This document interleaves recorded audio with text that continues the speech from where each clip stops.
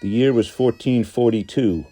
The Mackintosh clan and their very close confederates, the Macphersons, were still at odds with the Clan Comyn, after the struggle by King Robert to keep Scotland's throne over a century before. Now, born of motives appearing to be in the hatchet-burying column, the Comyn family has extended a dinner invitation to the Clan Mackintosh.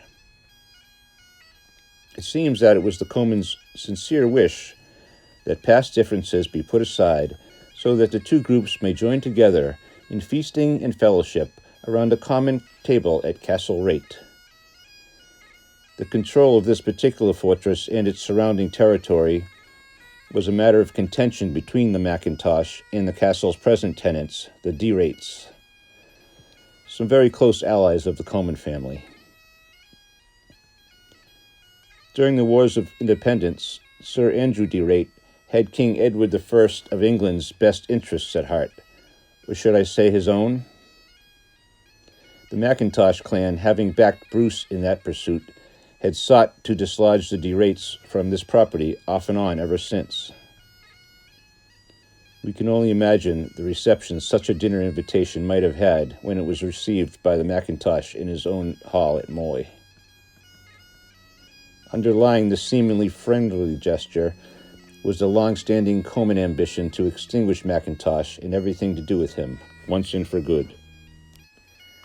Love, however, as we can all likely agree, recognizes no such feuds, nor any such hostility as existed between these two clans in the 15th century Highlands. The headstrong daughter of the Comyn chief had taken up with a young Mackintosh clansman, and they had to keep their romance to the shadows, as you may indeed imagine. She had been sworn to secrecy, as had her entire family and all others present, when the chief's plot was revealed for the evening of the upcoming dinner engagement. The men present were to be seated alternately, one from each clan, and so on, all around the long table.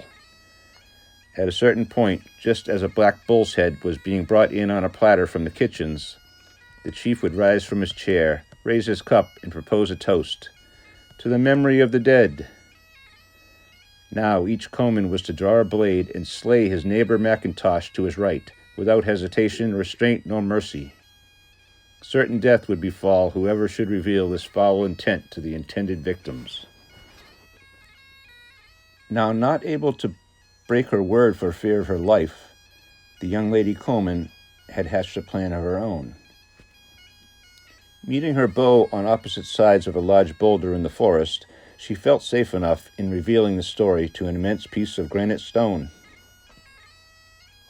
Through tears she poured out her heart and soul to that rock, explaining that each Mackintosh, upon entering the Castle Rate, would be asked to relinquish his arms at the door, as was customary. The Wildcat clansman then continued listening with wide-eyed excitement and horror at the seating arrangements and the treacherous bull's head signal. When the fateful evening arrived, each Mackintosh male attending was instructed to conceal an extra dagger in his clothing. Now we know that it was common for a Highlander to carry a knife, dagger, and sword. Firearms were still very primitive at this point. The hope was that these three weapons being relinquished by each man would suffice. Now, seated at dinner, our most gracious Comyn host had risen from his chair, his chalice held aloft. When he had just about gotten to the mem in memory, the move was made. Long hair was gripped in vengeful fists. Small steel blades flashed with the candlelight, each finding a throat, and the life began to flow from each and every Comyn present. The de Rates got their just desserts as well, and I do not mean whortleberry pie. The foiled Comyn chief, still alive though badly wounded and insane with rage, caught sight of his quarry. He knows his daughter has betrayed her own clan, her own blood.